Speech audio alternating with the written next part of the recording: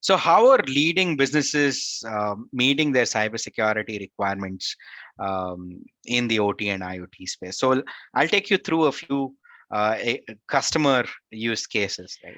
And we also have implemented solutions in large scale industrial smart cities where we have been able to provide them a complete solution. They've used the solution in their command and control center, um, and this solution being agentless, it is zero impact, and they've aggregated data from different industrial networks and different grids or ports into one single environment where we are monitoring the traffic for them. And even here, we've demonstrated segregation uh, based on crown jewels or critical assets, which have to be monitored with stricter policies.